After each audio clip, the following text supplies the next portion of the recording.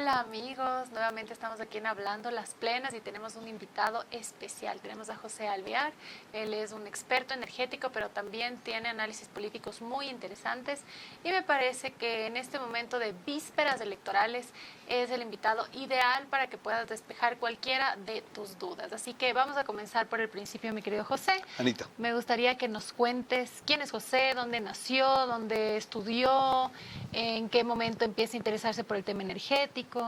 Bueno, José Alvear es un empresario guayaquileño que vive hace 16 años acá en Quito, divorciado, que tiene tres maravillosos hijos, que mi hija me va a colgar la última, me está olvidando la última, que vive aquí en Quito, lo adoptó Quito ya hace mucho tiempo y que aprendió a hacer de Quito su casa y que realmente ha crecido en todo aspecto en esta maravillosa capital.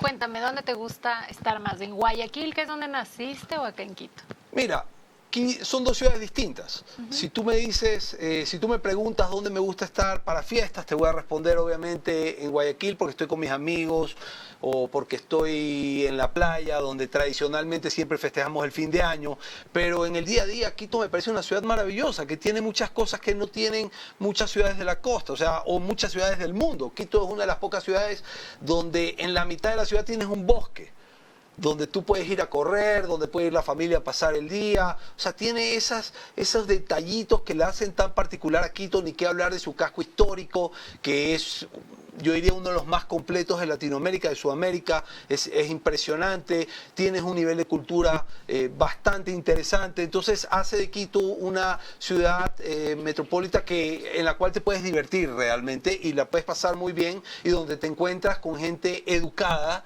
por naturaleza, donde pues te sientes muy cómodo, más allá de que seas de otra ciudad o de otro país. Y cuando mencionas educada por naturaleza, ¿a qué haces referencia? Creo que el quiteño, creo que el ambateño, creo que el serrano per se es mucho más culto, entonces tiene otra forma para tratarte, o para tratar al extranjero, o para tratar a su conciudadano. Es distinto de lo que encuentras en otras ciudades de la costa, donde a veces no se cuidan tanto las formas. Al final del día puede ser que después de 16 años me he aserranado, entonces ya me ayorné a esto y me gusta esto y me choca un poco lo otro, pero a mí en lo personal me parece muy agradable el trato educado que te dan en muchas ciudades, sobre todo en la sierra de nuestro país. Bueno, sí. La gente de la sierra tal vez podríamos decir que es un poco más formal, quizás. Sí, mucho más formal, mucho más educada. No quiere decir que la gente de la costa no te haga sentir en su casa como somos los costeños, Claro, súper abiertos, muy extrovertidos, alegres. muy alegres, muy sin filtros muchas veces, pero pienso que son dos estilos distintos. Ahora, personalmente me gusta mucho este estilo. Me parece que, por eso te digo, a las finales ya me aserrané, entonces me empieza a gustar un poco más este estilo que es un poco más educado, pero sin querer criticarlo. ¿Qué fue lo que te motivó venir acá a vivir en Quito? Mira, es chistoso porque yo viví, antes de volver al Ecuador, viví 5 años en Argentina. Entonces en Argentina empecé a hacer muchos negocios, empecé a montar empresas, y en un momento dado, cuando empecé a ver que Argentina se ponía ya un poco más caro con la llegada de los Kirchner y ya empezaba progresivamente a ponerse caro, entonces tomé la decisión de volver al Ecuador y montar mi empresa.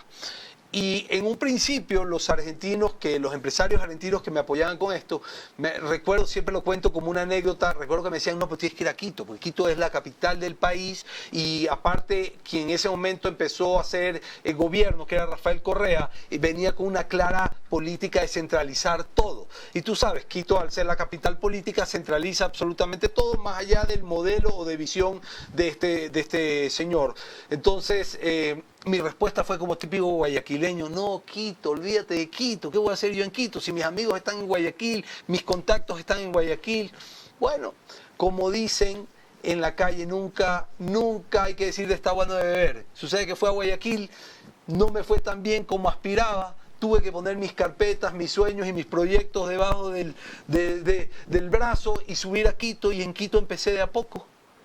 y bueno, generé mi propia empresa. Me siento orgulloso de decir que incluso en la pandemia no nos vimos obligados de desistir de ningún colaborador, y a pesar de la durísima crisis económica que hoy vivimos, pues la estamos remando y estamos saliendo adelante. Es una empresa que ya tiene 16 años y con la cual damos servicio a la ciudad, al país. Es una empresa de seguros médicos. Interesante. Y bueno, son 16 años en los cuales han pasado diferentes gobiernos.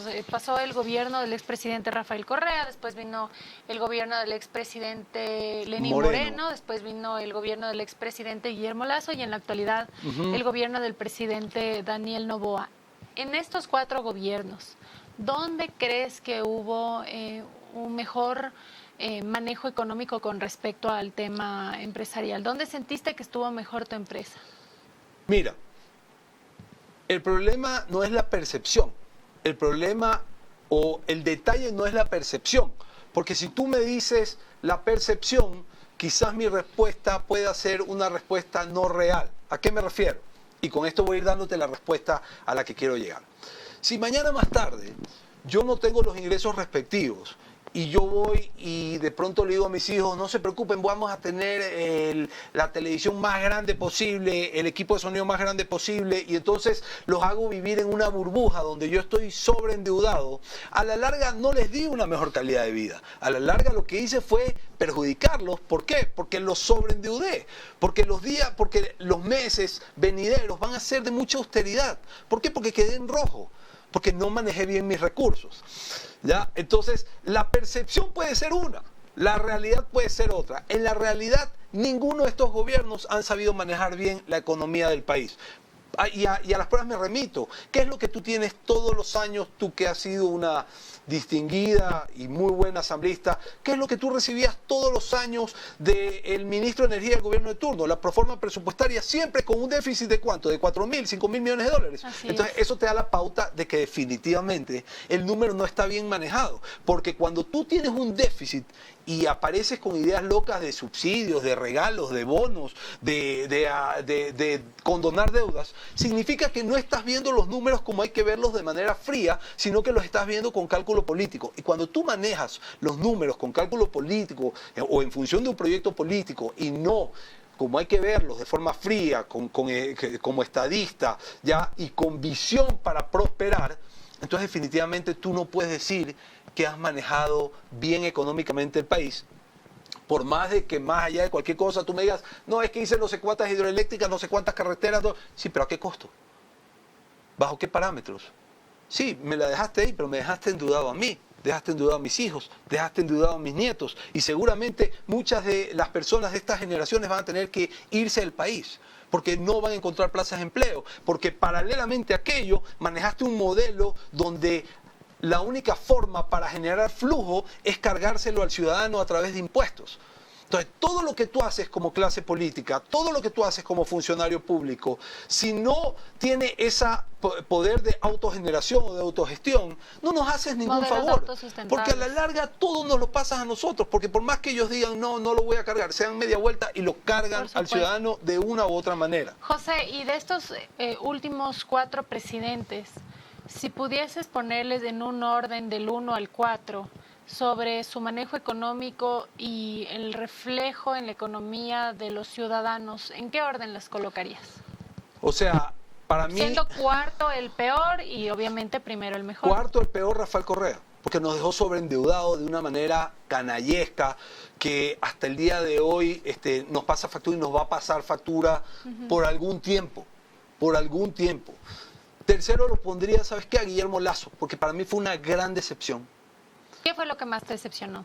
Que se presentó como un hombre de libre mercado, de abrir las puertas a la libre competencia, de generar la producción, un hombre que manejaba los números, que sabía hacer plata, que sabía hacer dinero, y al final del día él mismo se termina declarando un socialdemócrata y un hombre de izquierda, donde todo giraba en función del Estado, donde lo que hizo fue cargarnos con impuestos, y el único impuesto que él manejó o quitó fue el impuesto a la herencia, que es realmente un grupo chiquitito, y obviamente hubo prebendas para la banca, se le inyectó capital. Entonces me parece que para mí fue una gran decepción, y más aún porque él tenía la oportunidad histórica de ponerle la lápida a quien ya estaba enterrado y que fue el causante de toda esta debacle económica que aún vive el Ecuador, que es Rafael Correa. ¿Y por qué crees que no pudo poner esa lápida política? Porque se manejó mal políticamente, porque no honró su palabra, porque se manejó mal políticamente, porque estuvo mal asesorado. Cuando digo mal políticamente, cuando él llegó, él debió haber llamado a una muerte cruzada inmediatamente. Y entonces tenía la oportunidad, con el buen viento con el que había llegado, de poder incluso ir a una constituyente y cambiar esa constitución. Y sobre el tema de la Constitución, esto como un paréntesis, porque todavía falta el top 2 y el primero y el winner. ¿Tú qué crees? ¿Que es mejor tener estas consultas populares donde se preguntan sobre ciertos artículos o una nueva constitución? Porque más o menos es una gangrena con curitas de estas consultas una tras otra que no dan verdadera salida. Es una camisa de fuerza. Mira, te pongo un ejemplo. La ciudadanía universal, que permite que cualquier persona ingrese al país sin control alguno. Sí es un problema, porque así como ha venido gente maravillosa, también ha venido gente que ya viene con graves antecedentes y esos mismos antecedentes vienen a replicar esas conductas típicas, antijurídicas y culpables de nuestro país. Mira, yo soy un convencido de que el cambio está en la Constitución. Yo soy el convencido de que el problema no es Correa, sino la Constitución que dejó el señor Correa. Horrible Constitución. ¿Ya? Una Constitución totalmente estatista, donde tú ves... Hiperpresidencialista, donde tú ves locuras que Acosta presidió, como por ejemplo en el mandato 15, de que las instituciones que invertían en megaobras, como en el caso de SELEC, hidroeléctricas, termoeléctricas, ellos no tienen la capacidad de prorrogar, o sea, de cobrarnos prorrogadamente la inversión, sino que le lanzan ese gasto al Ministerio de Finanzas, con lo cual aumentas más el déficit fiscal que tiene el país. O sea, desde ahí y todo esto se hace ¿con qué? Con cálculo populista, con cálculo electoral, porque para ellos, para los socialistas, y no es que me quiera meter en el tema, pero me es imposible no meterme en el tema, porque este es el espacio para eso, justamente. Ellos viven del resentimiento, ellos viven de la división, ellos viven de la grieta, ellos... De la división, de la polarización. De la polarización. ¿Y no crees que estamos polarizados ahorita? Totalmente seguimos polarizados, pero porque esa semilla fue muy fuerte. O sea, el socialismo lo que hace es, te rompe las piernas y después que te rompió las piernas te regala las muletas para que tú pienses que eres bueno. Y en realidad no eres bueno, porque lo único que generaste es un espíritu y una cultura de dependencia del parásito que está acostumbrado a que todo le regalen vía bonos o vía subsidios o vía... Pero José, ¿y qué pasa con esos sectores realmente empobrecidos de la sociedad? Hablamos de adultos mayores que nunca tuvieron la posibilidad de aportar a un seguro social para tener una jubilación literal, que no tienen un techo. O sea, ¿qué pasa con esos sectores donde no tuvieron la oportunidad de estudiar? Porque tú sabes, hay un abandono en estos sectores lastimosamente invisibilizados de la sociedad. Mira, yo lo que pienso, y con esto voy a responder a tu pregunta, es que el Estado debe, o sea, esto es una batalla cultural donde debemos dejar un poco esa religión al Estado, que si yo lo hago todo mal, entonces el Estado se va a encargar de salvarme, incluso los privados. Cuando empezó el conflicto bélico entre Rusia y Ucrania, ¿qué dijeron muchos bananeros? Es que mi mercado era el ruso, entonces ahora el gobierno tiene que subsidiarme. No, señor. Usted tenía que haber hecho sus cálculos, sus proyecciones, proyectar bien, diversificar, porque así como usted como empresario le pide al gobierno de turno o al Estado que no lo cargue con impuestos o que no lo cargue con tantos aranceles, entonces usted no debe tener la cara para, si usted, según sus cálculos, falló en su negocio, ir al Estado a que lo salve. Eso tiene que terminar. Entonces, como esto es una batalla cultural, hay que empezar a sembrar esa nueva filosofía de que tenemos que prepararnos para salir por nuestros propios medios adelante. Seamos buenos colaboradores con una relación de dependencia laboral, entiéndase empleados, o por qué no empresarios. Pero tú ves que desde tu casa empiezan diciéndote, estudia para que encuentres un buen empleo. Y muy pocas veces escuchas prepárate para que seas un buen emprendedor. Es muy difícil emprender, porque es una aventura incierta. A ver, no todos están preparados para emprender. Tienes que tener un liderazgo, un conocimiento. Pero tienes que sembrar todas las opciones en ese niño que está empezando. Porque esa tercera generación, lamentablemente, ya ahorita está jugada. Salvo que se aprueben, que se den trabajo a personas de 65 años en adelante, que yo considero que pueden dar muchísimo todavía a la sociedad civil. Pero muchísimo. Ese tema quiero que lo topemos después cuando terminemos el top 2 y el 1. ¿A quién le pondrías en el 2 sobre el manejo económico? A Novoa. ¿Por qué le pondrías en el 2 a Novoa? Porque Novoa se presentó nuevamente como un empresario y al final del día Novoa nos ha clavado impuestos en la medida de lo que ha podido. Novoa cree que todo debe girar en función del Estado y está, a mi modo de ver, cometiendo muchas arbitrariedades que tarde o temprano, por la mala asesoría que yo considero que él tiene, le van a pasar factura. ¿Cómo qué arbitrariedades? Mira, como por ejemplo todo esto que sale a la luz, que son presuntos de que muevo al presidente del Consejo de la Judicatura para que haga llegar instrucciones, de que manejo hoy soy presidente, mañana soy candidato. O sea, es como que no ha cuidado las formas, y en la cosa pública la forma es algo muy importante, porque si no te metes en serios problemas. Considero que, si bien es cierto, en un año no lo podemos sentenciar que ha sido bueno o ha sido malo, pero sí creo que se ha enfocado mucho en el show mediático y, por ejemplo, dejó pasar meses importantísimos y claves para enfrentar, por darte un ejemplo, una crisis eléctrica que, si realmente la abordaba seriamente desde el día 1, diciéndonos la verdad a los ciudadanos, para que se otra hubiera sido la realidad. Tener horarios en el que se puede utilizar la luz y que no bajen así los embalses, por un lado. También tener fuentes alternativas de energía eléctrica que no quisieron avanzar en esos procesos y terminaron haciendo esos procesos. Es que mira Anita, si lo primero que yo creo que ellos debieron haber hecho es decirnos la verdad. Señores, yo recibo el país en esta situación, voy a tratar de hacer hasta lo imposible, tengo un plan, es muy posible que vayamos a racionamientos de luz, a apagones de tanto número de horas. Pero si tú empiezas diciendo todo está bien, yo lo voy a solucionar, y sucede que empiezan los problemas, y cada vez que dices algo, como le pasaba al señor Félix Wong, decía una cosa y a los 20 minutos pasaba lo contrario, entonces empiezas a generar un malestar porque el ciudadano se siente tonteado.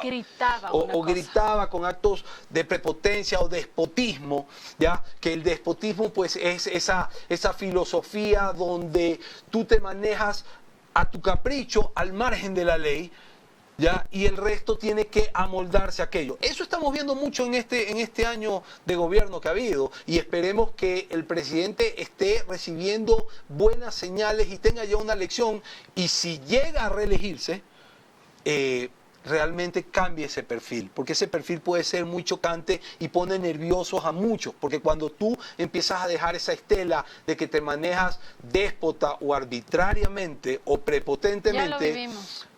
Pues pregúntame tú qué inversión va a venir para acá. Claro, eso a nivel internacional, pero quién sabe si sociológicamente la mayoría, no quisiera decir todos, pero la mayoría de ciudadanos buscan un modelo quizá por un lado paternalista o por otro lado caudillista, porque los dos polos en los que actualmente la contienda electoral se encuentra polarizado, los dos son arbitrarios, los dos no respetan la ley. De acuerdo. Los dos manipulan a sus electores. Sí, estoy de acuerdo contigo, pero... Entonces, ¿la culpa es de ellos o de la gente que les gusta un modelo que le hace daño al mismo país? ¿Qué crees tú? Yo creo que los ciudadanos que vamos a votar somos tan responsables como los malos gobernantes que terminamos eligiendo. ¿Por qué? Porque entonces la culpa no es del piloto, sino de quien compra el ticket para la aerolínea, el que elige la aerolínea. Pues si tú estás eligiendo la aerolínea con el piloto con determinadas características, después no nos quejemos. Lo que pasa es que gran parte del problema es que todo el mundo está muchos, por un lado, del correísmo, fanáticamente, y otros fanáticamente porque no llega el correísmo. Entonces tú te encuentras con personas que digan, ¿y tú por quién vas a votar? Por cualquiera que no sea Correa. Y ese por cualquiera que no sea Correa, lamentablemente, muchas veces hace que los ecuatorianos, en su gran mayoría, elijamos a quien no está preparado, quizás, para el cargo. Es injusto todavía decir que este hombre no ha estado preparado, pero si gana la reelección, ya, o si gana este nuevo periodo que él dice que no es reelección, y lo hace mal, pues ya se acabaron las excusas. Se acabaron las excusas. Si es que gana. Si es que le va gana. mal, ¿ya? Si es que tiene una mayoría en la Asamblea y le va mal, ¿a quién le va a culpar? esa respuesta tendremos que esperar Porque que la dé. siempre buscan un chivo expiatorio a quien echarle la culpa. Por ejemplo, en el tema de este actual periodo, evidentemente han habido serias dificultades, muchas heredadas, otras, a mi parecer, muy personal, debido a la improvisación, a decisiones arbitrarias. Y sin embargo, la Asamblea Nacional le apoyó en lo que propuso. Y como tenía que encontrar a quién culpar, decidió salir a culpar a una institución que nunca ha sido valorada por la ciudadanía. Mira, a ver, yo creo que él, por ejemplo, en ciertas leyes no tuvo a los asesores. ¿Cómo en cuáles? Por ejemplo, la nueva ley de energía que La promocionó. segunda, porque son dos. Ya, la primera y la segunda son un saludo a la bandera. Ya, pero el presidente envía la propuesta a la Asamblea y llega a la Comisión Permanente Especializada. Los especialistas y cualquier persona que tenga observaciones válidas pueden presentar sus observaciones en la Asamblea Nacional. ¿Por qué no lo hacen? Porque no son especialistas y porque desconocen de la materia. Es que Pero y los que sí conocen, ¿por qué no lo hacen? Bueno, yo te cuento, a mí me llamaron a 2 comisiones a hablar al respecto por unos cuestionamientos que estaba haciendo puntualmente de unas compras famosas que se hicieron. Me recibieron las 2 comisiones y no se avanzó nada. Y para colmo, un 31 de diciembre, si no me equivoco, del año 2023 pasando al 2024, me tuve que conectar virtualmente en una comisión que estaba presidida por la señora Centeno.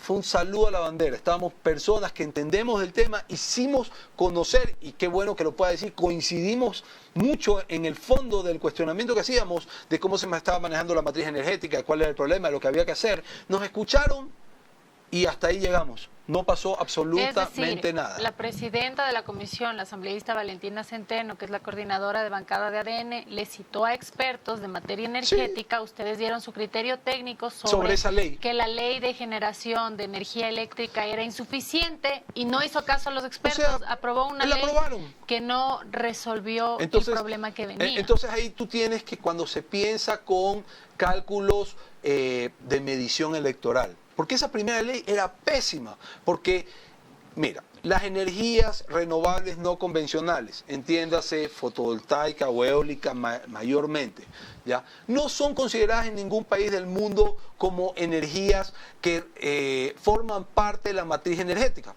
Son energía complementaria. ¿Qué significa? Que si falla la matriz energética, que en su gran parte está formada por hidroeléctricas y termoeléctricas que generan energía eficiente en función de algunos recursos o materia prima, para que nos entiendan quienes nos escuchan ahora, que podemos hablar después de eso, entonces entran este tipo de energías como suplentes. Ya es como un jugador que está en la banca de suplentes. Si no llueve, no funcionan las hidroeléctricas, entra esta fuente de energía forma alternativa. Temporal. Claro. Ya, esto es para que quienes nos ven hoy, esto es como que mañana más tarde usted, amiga, amigo, le salta el breaker en su casa, entonces usted se queda sin luz temporalmente. ¿Qué es lo que hace usted? Va y agarra una linterna. Entonces tiene una linterna que lo ayuda temporalmente, pero usted no va a darle luz toda la vida a su gente con una linterna. Es hasta que arregle el breaker, por decirlo de alguna forma. Esas son las energías alternativas, más allá de que son extremadamente caras, porque de la capacidad instalada tienes un factor de planta o generas tan solo un 20 o un 40%. Entonces no son la salida. Mira tú, Trump días pasados decía que él lo primero que va a hacer es empezar a deshacerse de las plantas generadoras fotovoltaicas. ¿Por qué? Porque en el tiempo generan desechos no biodegradables para el mundo. Y nosotros acá tenemos unos genios que lo tienen como la primera alternativa. Para que te des cuenta cómo... Para que te entienda mejor en qué consiste la generación de energía fotovoltaica. Son paneles solares hechos con silicón, con silicio, que no son biodegradables, que duran 15 años, y después de 15 años, ¿qué te haces con esos paneles? No hay forma, no es biodegradable. No es biodegradable. ¿Y qué se puede hacer con ese desecho? Simplemente no hay que considerar ese tipo de generación energética. Pero lo que ya ha sido considerado, que ya ha sido utilizado, ¿qué habrá que destruirlo, habrá que incinerarlo, habrá que quemarlo, que igual genera combustión. Pero no puedes dejarlo porque, o sea, realmente no es biodegradable. Porque en verdad siempre hay que pensar en estas fuentes de generación de energía eléctrica que no sean contaminantes ni cuando producen la energía y después cuando ya pasan a ser obsoletas, cuando ya pasa a ser basura, por así decirlo, ¿no? Mira, hoy en día, según la CAF, que estuvo aquí hace 6 meses, según la COP28 que se dio en el año 2023, la última de cambio climático, ya hoy en día todos están empujando a empezar esa transición de combustibles líquidos a gas natural. ¿Por qué? Porque es menos desgastante al no tener tantas moléculas de carbono, entonces los motores se desgastan menos y por ende te duran más, porque es menos contaminante y sobre todo porque es 50% más económico que ese mismo diésel que hoy en día importamos. O sea, importando gas natural y diésel, esto es 50% más económico. ¿Ya? Entonces, tú puedes generar una energía eficiente con gas natural, olvidarte de los combustibles que hoy en día el país subsidia y que representan más o menos 3.000 a 4.000 millones de dólares en subsidios y realmente ser mucho más eficiente. Por darte un ejemplo. Ya, pero si es que es más eficiente y es mejor, ¿por qué ninguno de estos gobiernos ha considerado esta opción? Porque las mafias se imponen siempre. Y estas mafias que se imponen en el ¿Por tema qué? energético, ¿Por qué? ¿qué es lo que Te lo quieren? ¿Qué explico, buscan? te lo Por explico, supuesto, Ana, a se lo todos. explico al amigo que nos está escuchando, amigo, porque es más fácil llegar y pinchar un ducto donde hay diésel, donde hay gasolina, y salir con ese diésel o gasolina o combustible líquido a la frontera o al océano y venderlo a precio de mercado un poquito más barato a gente irregular, a que pues tener gas natural que te va a generar el kilovatio en 3, 4 centavos el kilovatio, mientras que con esto estamos en 25, 30 centavos el kilovatio y de paso subsidiado. Porque si tú pinchas un gasoducto, ¿dónde metes el gas? No puedes, el gas se escapa. ¿Ya? Y nosotros vemos en la Amazonía que están los mecheros, que están todo el tiempo quemando el gas natural. ¿Hay alguna forma en la que se pueda utilizar ese gas natural que sale constantemente? Sí, por supuesto. Ahí más o menos tienes un número de alrededor de 200 megawatts entre todo el gas que se escapa, que se podría procesar y podría aportarse a la... Porque lamentablemente, Ana, aquí el funcionario público me deja la sensación y presumo de que llega muchas veces a servirse y no a servir. Y ese es un gran problema. Y si tú te das cuenta, o sea, las mafias no permiten que este país salga adelante. Porque simplemente no saben cómo hacerlo. No saben. Que también es grave, ¿no? Y justamente, porque si no saben cómo hacerlo, no deberían o estar sea, en ese los espacio. técnicos que están adentro saben cómo hacerlo y se prestan para las mafias para justamente poner las trabas, traspapelar documentación y hacer que esto no camine. Mira tú, la última ley que supuestamente envió el presidente de la República, que se la aprobaron. La última ley habla... No, según él nada le ha aprobado la Asamblea. Bueno, según él, su cuerpo estaría la Asamblea. Él puede decir, pero los hechos son los hechos, ¿ya? Y la última ley decía, promovía la importación de gas natural. Yo digo, eureka, por fin. Y después, coma, para autoconsumo.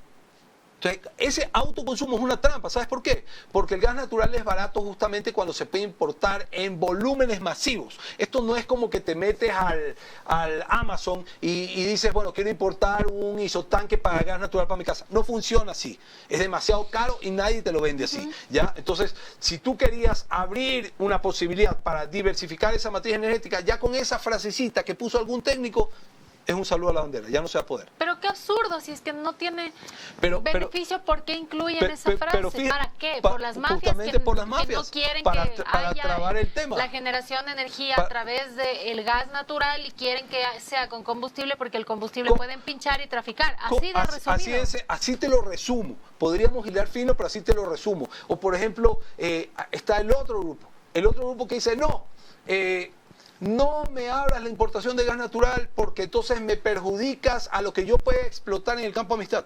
Pero, ¿por qué no se puede hacer las dos cosas a la vez? Se puede hacer. Es más, sería más eficiente, diría yo. Si la demanda de gas natural que tiene el país es de 1.100 millones pies cúbicos. ¿Cuánto cuesta esos 1.100 millones de pies cúbicos? Y lo que da el campo amistad es, en el mejor de los casos, 60 millones de pies cúbicos. Entonces, o sea, hay por demás demanda. Claro, puedes utilizarlo de campo amistad y lo que falta mira, lo que daba el campo amistad sirve solamente para proveer, en el mejor de los casos, a Termogás Machala. ¿Ya? En el mejor de los casos. Y Termogás Machala abastece, ponle en ciudades o provincias. Termogás Machala abastece en provincias, va al Austro, hay una parte que se va al Austro también, ¿ya? Pero Si con Termogas, exacto, con Termogas Machala podemos dar beneficio. Imagínate si esto se desarrolla a escala. Pero para desarrollar a escala, los ecuatorianos tenemos que dejar de vernos como enemigos. ¿Ya? Por eso yo te digo, aquí hay que abrir la libre competencia. Si el Estado quiere competir, que compita también. O sea, nadie le dice al Estado que no compita. El problema que yo sospecho es que si el Estado compite va a fracasar con todo éxito. ¿Por qué? Porque están llenos de personal que llega por coyuntura política, porque viven de los sobreprecios. Entonces ya cuando entras a competir tienes que ser realmente muy técnico y bueno. Por supuesto. Y pensar en esa loca idea que le venden los grupos de izquierda a la ciudadanía. No, es que el día que la generación energética sea privada o entre los privados, entonces se privatiza y entonces esto se va a encarecer. Mentira, porque hoy vivimos una mentira, porque la tarifa es subsidiada. Eso significa que el Estado nos paga una buena parte de lo que deberíamos pagar y la deuda del Estado es como la deuda de las tarjetas de crédito, cada vez más grande. Entonces, el momento que entren a competir algunos, se regulan los precios de estos servicios básicos. Si se llega a sincerar, te pongo el precio del gas, o el precio de la energía eléctrica, el precio de los combustibles, con el salario básico unificado que tiene el país, ¿cómo les va a alcanzar? Mira, hoy en día la energía cuesta alrededor al ciudadano 10 centavos el kilovatio. O sea, en realidad el costo real de lo que generan es casi 30. Pero los ciudadanos pagamos 10 porque el Estado subsidia 20. Esos 20 centavos, ¿Ya? Ahora, cuando permitan entrar a la empresa privada y entren, por ejemplo, termoeléctricas con generación de energía. Costaría menos de 30. Claro, pues estaríamos en 4, 5, 7 centavos el kilovatio. Saldría más económico, ni siquiera haría falta el subsidio. Sino que no lo dejan entrar porque definitivamente tenemos una constitución estatista donde todo tiene que pasar por el Estado. Yo coincido contigo, esta constitución es aberrante. Y tenemos a los vendedores de miedo de ciertos extremos que lo que hacen es meterle miedo a la gente. Pero si eres un presidente tan bien parado como es el actual presidente, bueno, no sé qué es lo más bien parado que tenga a veces, pero si tienes un presidente tan bien parado y sabes que este es el modelo que se tiene que seguir, ¿por qué en las leyes que se le aprueban pone esas excepciones que atan de manos? Porque para mí se lo comen al cuento. Voy a pensar ingenuamente de esa manera. Porque quiero ver cómo se maneja el país si es que él gana las elecciones esta que viene. ¿Por qué lo digo de esa manera? Sin querer minimizar al resto de candidatos, que hay candidatos con propuestas muy interesantes. Porque vemos en las encuestas que se ha polarizado estos dos candidatos y que la diferencia con el tercer pelotón, o sea, no les va a alcanzar para pensar de que va a haber una sorpresa. Entonces yo ya estoy viendo que esto se va a definir entre todos. ¿Y tú crees? Bueno, yo sí creo que por el momento está polarizado, pero ¿crees que esas encuestas son reales? Te voy a poner un ejemplo. Yo veo Comunicaliza, ¿no es cierto? Pone una gran diferencia entre los dos primeros versus el resto de 12 candidatos, porque son 14 en total. Pero también recuerdo que Comunicaliza, la elección de la muerte cruzada, le puso todo el tiempo en segundo lugar al candidato Sonnenholzner. Ajá. Y ese candidato ya el día de las elecciones quedó en quinto lugar. ¿Sabes qué pasa? Las encuestas públicas no son las reales. Las reales sirven para la estrategia de los estrategas políticos. Los ciudadanos no conocen las encuestas reales. Sí, la percepción es que está polarizado con dos opciones. No, pero yo me pregunto, ¿serán esas dos opciones lo mejor para el país? Yo también tengo mis serias dudas. Obviamente, yo lo digo de frente, jamás voy a votar por la candidata del correísmo, porque me parece que es un apéndice del prófugo que está en Bélgica, y yo con esto no estoy diciendo que no crea que haya gente valiosa en Revolución Ciudadana. Yo creo que hay gente con la que tú puedes conversar, gente con la que puedes sacar... ¿Quién? Mira, me parece que Marcela Aguinaga, que me parece que Marcelo Holguín, me parece que hasta la misma señora Pavón o el mismo Pavel, es gente con la que quizás uno difiera con el modelo de Estado o con el modelo de manejo, pero creo que es gente con la que te puedes sentar y quizás con buenas explicaciones puedes llegar a acuerdos. Pero en cambio hay gente como esta señora que repite todo lo que le dicen de Bélgica. Y eso es peligrosísimo. ¿Con esta señora te refieres a la candidata González? A la candidata Luisa González. Me parece que es una persona que no está preparada para ser presidente de la República. Me parece que me parece un peligro, honestamente. Me parece un peligro porque... pregúntale, pues, Ana, tráela acá y pregúntale de... ¿Cómo ella piensa financiar esos 20.000 médicos a los que dice que les va a dar nombramiento?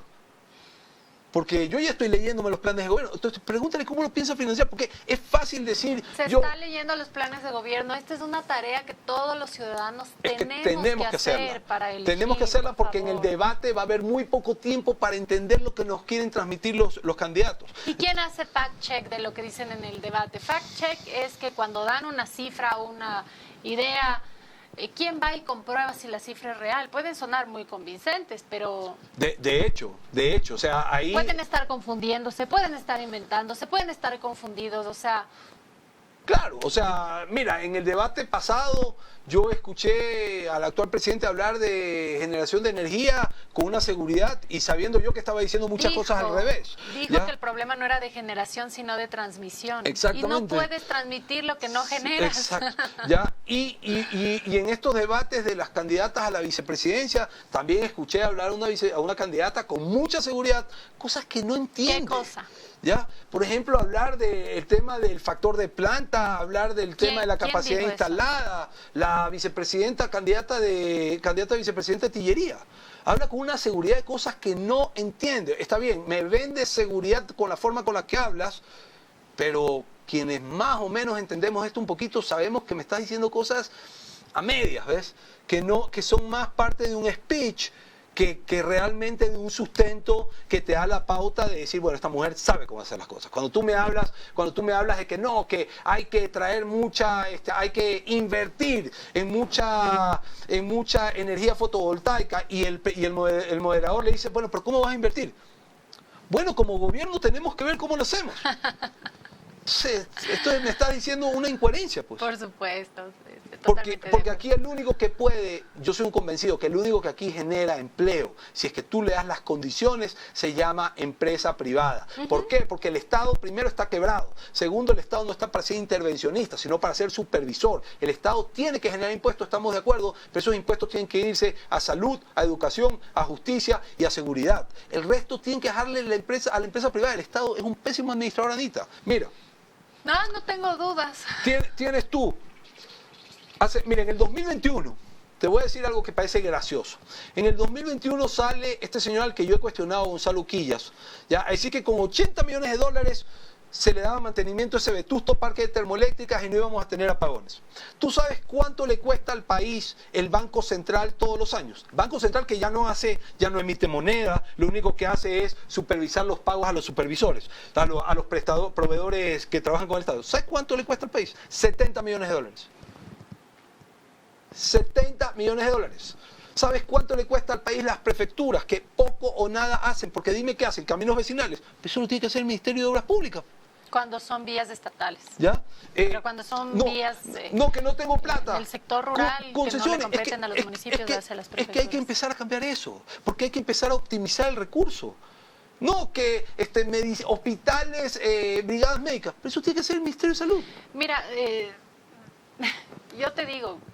El Ministerio de Transporte y Obras Públicas, si le das las funciones que tienen las prefecturas, sería un desastre. Pero, ¿sabes por qué? Porque sin tener esas funciones, las que tiene ahorita, por los motivos que sea, no puede cumplirlas. Ándate al paso lateral de Ambato, que es competencia del Ministerio de Transporte y Obras Públicas. Es un horror como se encuentra en este momento. Pero, Ana, si no tienes la capacidad, cambiemos el modelo y empecemos a concesionar. Yo también estoy de acuerdo con eso. Totalmente de acuerdo con eso. O ceder la competencia a la institución que quiera. O concesiona. Mira, hay muchas vías en el país que están en muy buen estado porque tienen la concesión. Mira, por ejemplo, Panavial. Tú andas por las vías de Panavial perfectas. Si pasa alguna situación, tiene un seguro, te asisten, hay ambulancia, que necesites. Mira, Ana, los guayaquileños, yo vivo hace 16 años aquí, como dije, ya me estoy aserranando, pero los guayaquileños... Di Achachay. Achachay. No, todavía no, me falta eso todavía, me falta. Di Arrarray. Arrarray. Pero por ejemplo, ahora que fueron fiestas de Quito, fue a jugar 40 y le gané un poco de quiteños. Gané la mesa, así que... Pero por ejemplo, para volver al tema, ahora en temporada de playa, los guayaquileños pagan por ir a Salinas $4 en peajes. 2 de ida, 2 de vuelta.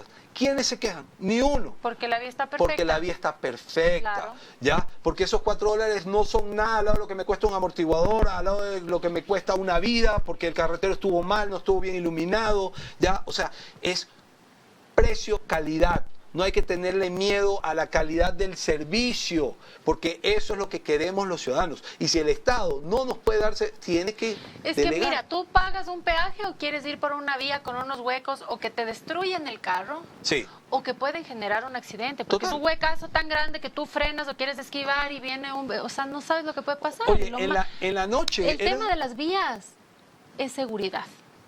Oye, Es comercio. totalmente. Es reactivación Es reactivación económica, es seguridad, turismo. es turismo, es todo a nivel de Son muy recintos. importantes O sea, las vías. entonces si no tienes la capacidad, cédele a la empresa privada. Tú dale las reglas. ¿Sabes qué? Te voy a ceder este tramo, puedo pagar esto, ¿estás de acuerdo? ¿No estás de acuerdo? Quienes estén de acuerdo compitan. Pero no te das cargo de algo que no vas a poder hacer porque no tienes el presupuesto para la Exacto. Y maquinaria, eso es porque no justo lo tienes que el yo te dinero. digo. Si ahorita el Ministerio de Transporte y Obras Públicas, teniendo las prefecturas la competencia de la vialidad en los sectores rurales de las provincias, le quitas esa, o sea, dices, no, ya que no existan las prefecturas y que vaya al Ministerio de Transporte y Obras Públicas, no avanzarían a hacer, Sí, ni la nada, concesión avanzaría, nada, ni la nada. concesión avanzaría. O sea, mira, todo lo que el Estado administra, te puedo dar miles de ejemplos, lo ha hecho mal, porque no está acostumbrado a competir, porque la competencia te obliga a mejorar, a, tener a buscar la calidad, excelencia, precio, a buscar la excelencia. para que te prefieran. TAME quebró. Cuando entró a manos del Ya, Estado, y, pues. y le dejó un hueco enorme al Estado. Gama TV. Gama TV se Total. cae en pedazos, quebró. Seguro Sucre quebró. El momento que a Seguro Sucre le dijeron, ya no te voy a dar todos los seguros del Estado, tienes que competir como todo el mundo. No pudo. No se pudo. fue. Chao. Baja la Y cortina. además que la corrupción que se daba dentro de Seguro Sucre Es terrible, era espantosa. terrible. Yo misma presenté denuncias formales que terminaron hasta con eran sentencias en Estados conocidísimos por todos los manotazos que le pegaban a esa pobre compañía y las terminaron quebrando. Y eso que generó pocos desempleados, que hoy en día no Qué saben qué pena, hacer. sí, por supuesto. Entonces, que sí. cuando no te preparas para la excelencia, ahí tienes este tipo de problemas. ¿Ya? Entonces, el Estado definitivamente sí, tenemos que trabajar en equipo, entre todos tenemos que empujar la carreta que se llama Además, Ecuador. ahora que estamos en una época donde tenemos la ventaja, creo yo, de la tecnología, de la inteligencia artificial, de los procesos automatizados, que sí es un ahorro porque no necesitas mucho más gasto. Te pongo el ejemplo, los controles de velocidad que son automatizados, los radares. Ya. ¿Por qué hay límites de velocidad? Porque técnicamente es estudiado y ese límite de velocidad va a evitar que si los que están en el vehículo sufren un accidente o se mueran, o si es que pasa un accidente con algún peatón, ¿me entiendes?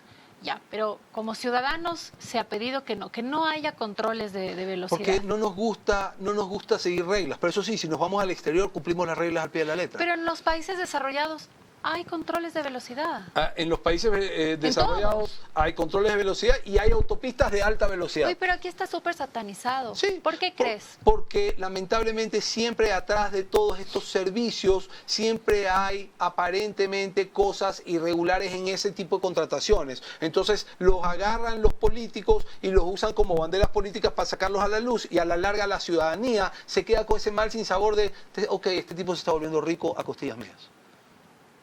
Es que, Pero si la gente respeta la ley, no tiene que haber así es, multas. si la gente ¿no es cierto? respeta la ley, no tiene que ¿A haber ti te multa. han multado alguna vez? Sí, algunas veces. A mí no, A mí me han nunca, multado algunas nunca veces he y me tenido duele cada vez que tengo una multa de cada vez que velocidad. tengo que ir a pagar.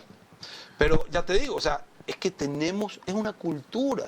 ¿Qué ustedes se creen Toretto, Fast and Furious, Reto No, yo no Tokio? soy de correr tanto y sobre todo desde que ya soy padre de familia, olvídate, voy muy tranquilo. Pero a veces me ha pasado que me he topado con multas por exceso de velocidad y me duele como ¿Sabes no te imaginas. qué creo yo? El problema es que la multa no está conforme a la realidad económica del país. Puede ser. Pero ¿no crees que sí tiene que haber un control más automatizado? Yo creo que- Porque sí han aumentado los accidentes de tránsito. Mira, yo creo que es un tema de cultura, de cambiar un poco nuestra forma de Sí, ser. ¿cuánto se va a demorar eso? Porque mira, pero tenemos que se empezar ya. llama locos de control externo y locos de control interno. En países europeos donde tú ves que la gente es bastante respetuosa de la norma, de la autoridad, eso se llama locos de control interno. No necesita un control No, exterior, por supuesto. porque sabe interiormente que por algo existe esta regla y tiene que cumplirla y no habrá se problemas. acabó el cuento. Correcto, ya. En Latinoamérica, por la Es forma de distinta ser tan la- laxa, Ujú. ¿no es cierto? Está la ley del más vivo. Si no le ven, se pasa rápido y es un problema. Mira, yo me quedo... Y eso es un ¿cuánto tema tiempo cultural. va a tardar en cambiar la cultura? Y mientras cambie la cultura, Hay pérdidas de todo tipo. nada. Entonces, tal vez lo ideal sería que se regule más bien el valor de la multa para que sea conforme a la economía del país, pero que sí podamos tener sistemas que nos permitan controlar este tipo de situaciones para evitar accidentes, para salvar vidas. De acuerdo. Mira, yo... Que no sea un mecanismo de que nadie se enriquezca, sino que sea un mecanismo de precautelar las vidas. De precaución. Eso funciona mucho desde las escuelas, capacitando a los chicos, o sea, generando esta cultura para que cuando ellos lleguen, ya lleguen con un nivel de concientización, que digan, a ver, no, porque por aquí tengo todos estos riesgos y tengo todas estas consecuencias. Y así empieza esta batalla cultural. Mira, yo me quedé sorprendido en un país determinado en Europa, el transporte público, haz de cuenta que en la esquina del set estaba la maquinita para comprar el ticket. Y pasaba el bus y nadie te pedía el ticket. Claro, porque asumían que habías Todo comprado. el mundo te debía comprar. Sí, yo estuve en Taiwán hace unos meses y tomaba mucho el tren bala. Ajá. Entonces yo compraba mi ticket, pero nadie nunca igual me pedía, porque asumían que si te subes al tren es porque compraste el ticket. Claro. Eso es impensable. Si empezamos a poner esa semilla desde los chicos, quizás algún momento deje de ser utópico. Yo espero que sí, y sería lo ideal, y yo creo que eso parte desde las familias, Claro, con el ejemplo. claro. Obviamente también en las escuelas, que yo veo, por ejemplo, mis hijos están en una escuela donde es muy linda, les enseñan muchos valores y yo me doy cuenta que tienen una buena educación porque vienen con temas muy solidarios. Quizás haya que pensar también en un momento dado, cuando tú vuelvas a la asamblea, por ejemplo, en trabajar en un nuevo modelo educativo. Hay muchos modelos educativos que son no solamente más inclusivos, sino que te inyectan esos principios y valores de los cuales tú hablabas. Es que lo más importante para mí, esta es una apreciación muy personal, formar excelentes seres humanos desde una inteligencia emocional, empática, totalmente. sabia, responsable, madura. Las materias de sumar, restar, multiplicar, dividir son muy necesarias, pero el que podamos formar excelentes seres humanos evitaría la delincuencia, evitaría todo esto que estamos hablando de la corrupción que se da en las instituciones, evitaría la violencia intrafamiliar, el bullying, ciberbullying, o sea, tantas cosas que se evitaría la sociedad si partimos desde una educación donde se fortalezca la inteligencia emocional. Ese es uno de los pilares en los que hay que trabajar para un mejor Ecuador. Mira, el modelo educativo en Corea, el modelo educativo en Japón, son modelos educativos donde, por ejemplo, la educación pública, ¿no? Primero, los profesores no pertenecen a ninguna asociación ni sindicato, son gente que siempre se los mide en función de cursos y capacitación que deben seguir y que obviamente ganan bien, ¿ya? Segundo, los alumnos y profesores cuando terminan las clases se quedan ellos arreglando su escuela porque tienen una apropiación, tienen un sentido de apropiación, de valoración de lo que ellos tienen, de su hábitat, entonces aprenden a quererlo de ellos. Aquí rayan con corrector la banca. Tercero, el tema de no sacar buenas notas en ese tipo de culturas es un tema de honor, que avergüenza a la familia, no solamente al chico, a la familia. Entonces es como que es un todo que hace que esos chicos, por lo general, son los que ocupan las sillas en las principales universidades del mundo. Sí, pero te quiero decir una cosa, también el tema de las notas es fuerte porque hay personas que pueden ser espectaculares en matemática y tal vez no sean tan buenas en educación física, o pueden ser buenísimas en educación física y son malas en matemática, o alguien que es excelente en literatura y arte y no es bueno en matemática, porque los seres humanos tienen diferentes tipos de inteligencia. Exacto. Tienen inteligencia corporal, lógica matemática, eso iba a aportar. Lingüística, artística. Y tenemos distintas fortalezas o distintas formas para entender o aprender. No necesariamente el modelo tradicional hace que el chico que no es bueno en este modelo tradicional sea en un futuro inmediato un fracasado. No, seguramente tiene otras fortalezas y va a sobresalir en otro aspecto o en otro campo. En un grupo de chicos, alguien que vaya a ser un futuro excelente seleccionado de fútbol o un representante olímpico, y por acá puedes tener un excelente escritor, una excelente artista o cantante o pintora, pintor y acá un matemático puro, porque son seres humanos individuales, individuos con distintas diferentes, virtudes. con distintas virtudes, pero a todos ellos, sí, indistintamente sus diferentes fortalezas en sus inteligencias, eso sí, todos sí tienen que salir fortalecidos en su inteligencia emocional, porque indistintamente el talento que tengan, todos tienen que ser empáticos, maduros, responsables, respetuosos. Y aparte, que estoy totalmente de acuerdo contigo, el sistema tiene que ayudarlos, porque mira, en el camino el año pasado me topé con 2 casos de 2 chicos que eran deportistas de alto nivel y que por sus distintos torneos perdieron el año. Y no se los impulsó. Tú tienes países en Colombia donde tienes cosas como que los chicos que son deportistas de asociaciones, federaciones, profesionales, lo que tú quieras, ya son chicos que tienen un pensum y un horario distinto, que incluso pueden recibir o rendir exámenes a la distancia. Nada de eso tenemos aquí. Entonces, tú no solamente que impulsas a un chico a que sea un buen deportista, sino que lo formas académicamente. Lo estás ayudando a que sea un completo. Lo que pasa es que las instituciones no se hacen al estudiante, sino quieren que el estudiante se haga la institución. Y ese es un gran problema.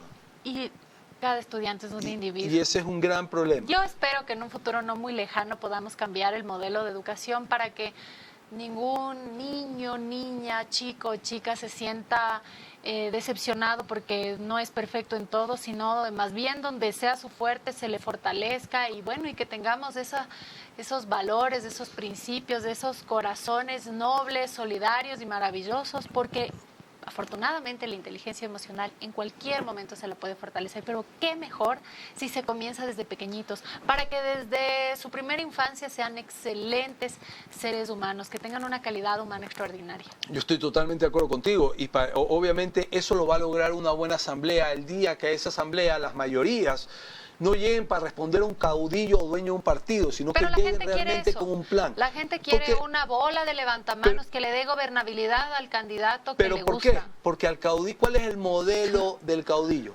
Que existan ignorantes, que él siga siendo la estrella por encima del caos, que el caos aumente para que él siempre salga a la luz. Porque en el mundo de los ciegos el tuerto es el rey. Entonces, eso es lo que tenemos que cambiar. Para eso hay que trabajar. ¿Y quiénes cambian eso? Los electores. Así es. Pero los electores cambian también las organizaciones políticas, cuando se toman en serio el momento de hacer sus cuadros de candidatos, cuando hay formación política. Pero cuando hay formación política. Y la ciudadanía, hay gente súper informada y cuando llegas, que no se empapa. Cuando tienes buenos voceros para hacer conciencia en esa ciudadanía. Cuando tienes el espacio, como por ejemplo aquí en este medio o en otros medios tan serios como estos, donde te dejan hablar y expresarte y sabes que vas a llegar a un universo de personas, entonces tú empiezas a generar opinión. Cuando tú lo haces de forma sesgada, cuando quieres pintarnos pajaritos preñados, entonces no cambia nada, lamentablemente, Ana. No cambia absolutamente nada. Y ese es el negocio de los caudillos, ese es el negocio de los socialistas, ese es el negocio de todos aquellos que han venido viviendo, beneficiándose, enriqueciéndose de la política. Ahí es donde está el reto de los que queremos en parte hacer opinión, que queremos aportar en algo. Esto es una batalla cultural. Esto es una batalla cultural donde hay que enseñarle y convencer al ciudadano de que puede ser próspero en todo aspecto, de forma moral y de forma económica al rato que se siente libre. ¿Y cuándo te sientes libre? Cuando te sientes con ese derecho a tomar las decisiones que tú quieres y te preparas donde tú quieres. Y entonces te haces cargo de las consecuencias y a la par te olvidas de que hay un papá que se llama Estado que si cometes un error se va a hacer cargo de cubrirte. Oye, José, y justamente ya para cerrar este espacio, me parece que es importante que llegues al top 1 de quien tú consideras de los 4 últimos presidentes manejó mejor la situación económica del país. Me parece que de los 4 últimos, el top 1 para mí es Moreno, por una razón. Porque Moreno, primero,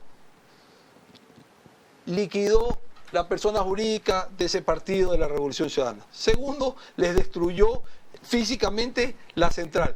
Tercero, les destruyó el bloque asambleísta. Y cuarto, puso al prófugo en Bélgica, cosa que no pasó cuando vinieron. Pero ¿y eso qué tiene que ver con la economía? Eso que tiene que ver, que a raíz de que salimos de este modelo, entonces empezaron otra vez la gente a respirar y a tener algo de tranquilidad para poder apostar un poco. Porque si no tenía guardado un poco sus recursos porque no sabía el día de mañana qué podía pasar. Exactamente. No había una seguridad jurídica. No es que ha habido gran seguridad jurídica en los últimos 4 gobiernos, pero por lo menos a mí me daba un poco más de calma. Es como recibir un viento fresco después de una pesadilla de 10 años donde te decían hasta dónde tenías que ir a estudiar. Porque eso también pasó con las universidades. Y te siguen diciendo hoy en día. Porque a la larga, estos gobiernos son de la misma línea. Pero en todas las campañas ofrecen que nadie va a obligar a los chicos dónde estudiar y cuando llegan a funciones no cambian el tema. Porque a la final el modelo sigue siendo el mismo. Y quienes llegan, como no llegan con gran fuerza, entonces llegan como atados de manos y se ven obligados a seguir el protocolo por no tener las pelotas para renunciar si es que no van a poder cumplir. Bueno, son las posturas de nuestro amigo José, que quiero agradecerle muchísimo por habernos acompañado en Hablando las Plenas. No será la única vez que le tengamos en este espacio. Yo quisiera ya comprometerle para que posterior al debate presidencial, porque estoy segura que uno de los ejes será el tema energético, podamos hacer un análisis contigo y junto a otros expertos de cada uno de los ejes para que podamos hacer un fact-check de cada cosa que dijeron los candidatos. ¿Te parece? Cuenta conmigo, Anita. Va a ser un honor estar contigo. Ha sido un honor tenerte en este diálogo. Creo que nos faltó tiempo para poder seguir conversando de tantos temas que conoces muy bien. Y me parece importante que ustedes puedan escuchar a viva voz de ciudadanos ecuatorianos que saben de lo que hablan para que ustedes puedan tener un mejor criterio, porque no se olviden, la democracia no es solo un derecho, es una responsabilidad. Y creo que tú, José y yo queremos un mejor Ecuador. Les mando besos, abrazos y nos vemos en un próximo Hablando las Plenas con Anita Galarza, esta vez con José.